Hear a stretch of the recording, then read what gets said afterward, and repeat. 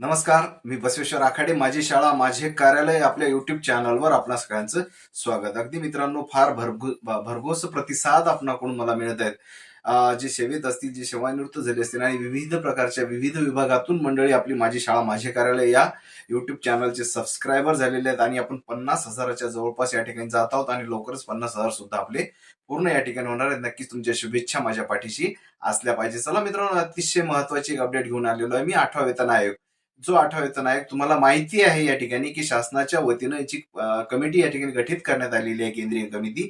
आणि ही कमिटी त्या ठिकाणी त्याचा अभ्यास चालू आहे. विविध संघटनांच्या भेटी सुद्धा आयोगाच्या कमिटीच्या सुरू आहेत. आयोग म्हणजे काही असं नुसतं वेतन वाढ देणं असं नसतं मित्रांनो. प्रत्येक बारीक सारीक गोष्टीचा अभ्यास आयोगाच्या वतीनं करण्यात येतो, ज्यामध्ये तुमचा घरभाडे भत्ता असेल, वाहन भत्ता असेल, तुमचा जो इन्क्रीमेंट असतो, वार्षिक वेतनवाढ असते, याचा सुद्धा एक अनुषंगिक विचार करून सगळ्या गोष्टी ठरवल्या जातात आणि ग्रेड वाईज या सगळ्या गोष्टीचा अभ्यास म्हणजे अतिशय जिकरीची जबाबदारी या ठिकाणी असते. परंतु या 8व्या वेतन आयोगाचं कामकाज सुरूच आहे आणि हा 8वा वेतन आयोग लवकरच या ठिकाणी कमिटीचा म्हणजे अहवाल शासनाला सप्टेंबर किंवा ऑक्टोबर महिन्यामध्ये या ठिकाणी सादर करणार आहेत. आणि त्याच अनुषंगानं आपल्या महाराष्ट्रातील संघटना सुद्धा त्या ठिकाणी भेटी झाल्या. त्यांच्या भेटीच्या अनुषंगानं व्हॉट्सअपवर एक पोस्ट या ठिकाणी व्हायरल झालेली आहे. त्या पोस्टच्या अनुषंगाने आपण डिटेलमध्ये या गोष्टी समजून घेऊया. त्यांनी केलेल्या मागण्या आणि ग्राफिक्सची मदत आपण घेऊन तुम्हाला नक्की सुस्पष्ट पद्धतीने या गोष्टी लक्षात येतील. चला, आणखी एक आनंदाची बातमी सांगत आहे मित्रांनो.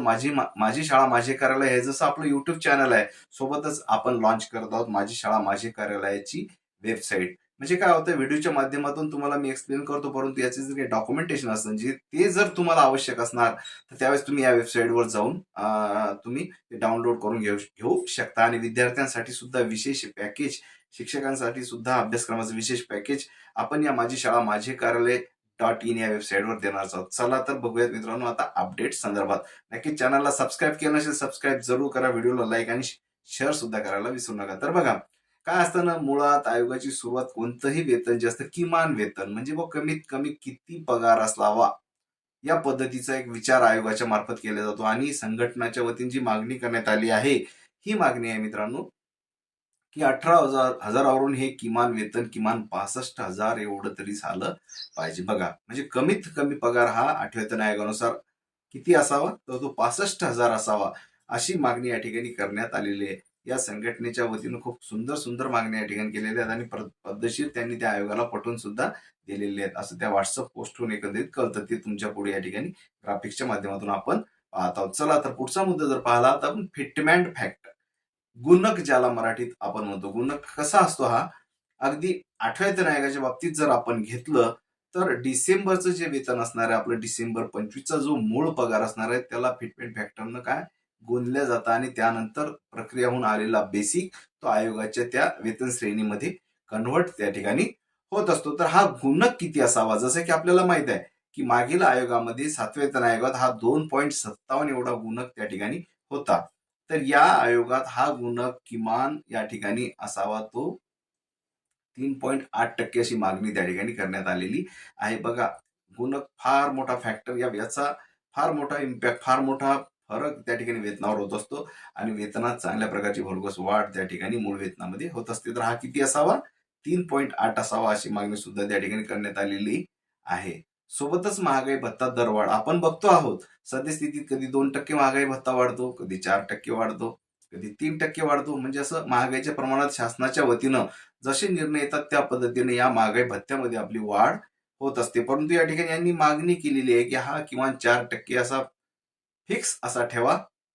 ही मागणी आहे आणि या प्रत्येक गोष्टी अशा होतीलच असं नाही मित्रांनो, परंतु या मागण्या संघटनाच्या वतीने केल्या जातात, म्हणजे बळकटी त्या ठिकाणी येत असते. बघा, तर पुढील गोष्ट जर आपण पाहायला घेतली तर घरभाडे भत्ता हा सुद्धा फॅक्टर अतिशय महत्वाचा. तुम्ही बघितलं असेल 7व्या वेतन आयोगात 9%, म्हणजे घरभाडे भत्ता हा महागाई भत्त्याच्या अनुषंगाने त्या ठिकाणी ठेवला. व महागाई भत्ता इतका झाला की घरभाडे भत्ता एवढा, म्हणजे असं सूत्र होतं. आणि यांनी मागणी केलेली आहे की हा घरभाडे भत्ता जो आहे हा म्हणजे याच्यामध्ये ग्रामीण, शहरी आणि महानगरपालिका वगैरे असं क्षेत्र असतं ना, त्याच्यावर हा डिपेंड असतो. आणि यांनी मागणी केल्याप्रमाणे या ठिकाणी 12, 24 आणि 36% या प्रमाणात हा घरभाडे भत्ता असावा आणि हा सरसकट एवढा फिक्स असावा.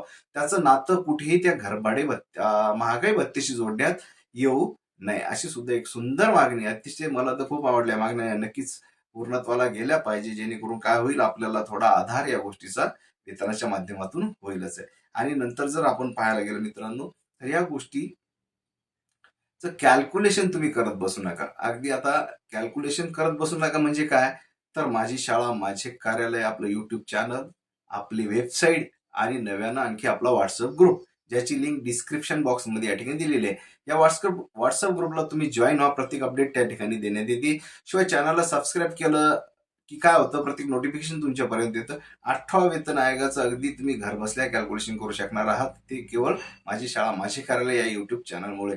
नक्कीच आता एवढी अपडेट घेऊन या संघटनेचे सुद्धा मी आभार या ठिकाणी मानेल, की ज्यांनी चांगल्या प्रकारे या ठिकाणी मागण्या केलेल्या आहेत. आणि या ठिकाणी मी थांबतो. आणखी असंख्य मागण्या आहेत, पेन्शन संदर्भात सुद्धा आहेत.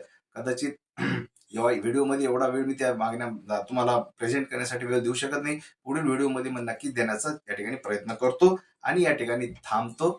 धन्यवाद.